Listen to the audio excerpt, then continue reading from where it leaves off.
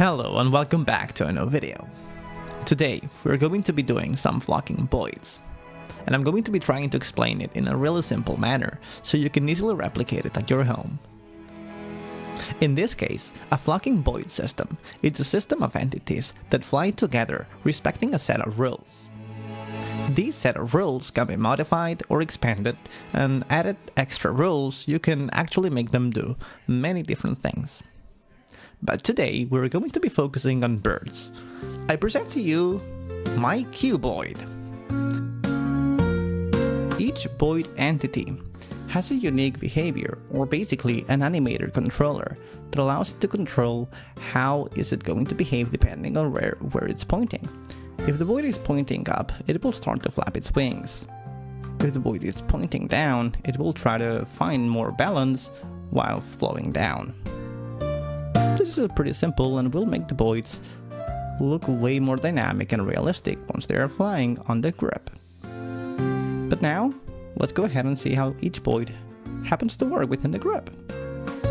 As we know, in order to make these Boids, we will need to find all the positions of each Boid, or each entity. That will require us to have two arrays.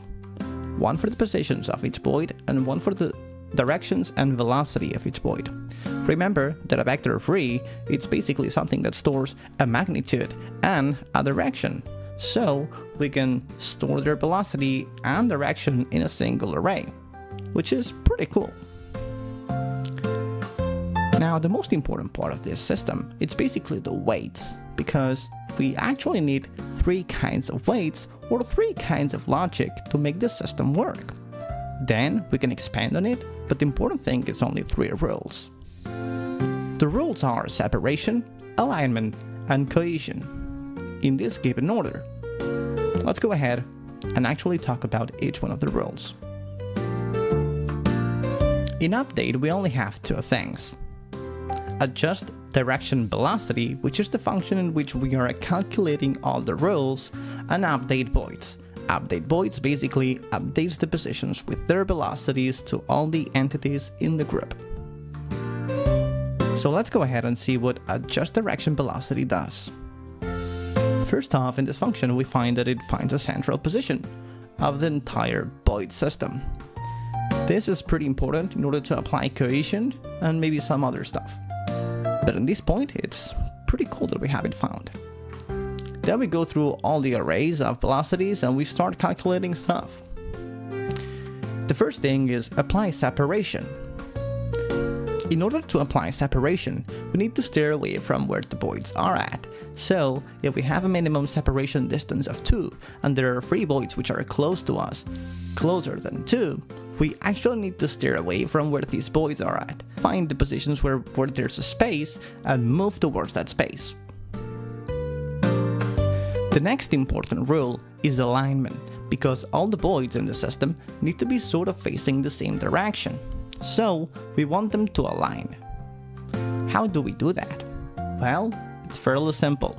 We need to go through all the directions that the Boids are facing, and we basically need to clamp them and find the average direction that all the system is facing. With that average direction, we basically add this direction multiplied by the weight of alignment, and that will give us the direction that the entire group is facing applied to the single entity. And at the end, we want to apply cohesion. We don't want the Boids to steer away or actually fly off in the distance. We want the group to stay cohesional, to stay grouped. So in order to do that, we found the central position at the beginning and we talked about it. So now we're using that central position of the entire system, and we're basically applying a direction towards that center multiplied by the weight, which basically is relatively simple. Once we have these three rules, we have actually completed the system, and the system can perfectly work. However, we do not have control over where are the Boids overall going to go, because we haven't set it up. And they can actually start going anywhere in the system, like if you leave them go with these three rules, you will not have control over them. Which are other things that we can do in order to make them more controllable? Well, we can add another weight, which is the Boid position weight, and basically allow this Boid system to move based on a new position. We provide this new position and we get a direction from the given group towards that position. And if that position is too far away, the group will be more prone to move towards there. If the group is actually around that position, they will be more prone to be following their set of rules. At this point, you pretty much have a system that you can move around the map with a given point and all the points should follow that point. Or maybe you can leave the point stationary. You can make it be a dynamic point that sometimes moves or changes its position, which makes the entire Boid move and change its position over time. Remember that this is not a perfect science and you need to play a lot with the weights of each one of these rules in order to make the system properly work. But once you nail down these weights, I assure you that this is going to look amazing. In order to make this system a complete thing, we can add an obstacle avoidance. What I did is simply add a predefined height and let them avoid the ground with a predefined height of 0 and basically an obstacle avoidance distance of 1 or 1.5 or 2. This can be furtherly improved by using the velocity vector of each Boid and raycasting towards that velocity. In case we find any object or any obstacle that has interrupted this raycast, we can get the facing direction of that normal, or the normal facing direction of that face in order to avoid the obstacle. This will basically allow you to have Boids that interact with basically all the models around your map, or all the models that you put in a single layer. As you can see at the end, the last function, the update Boids function, simply updates each Boid with their velocity vector times time to delta time.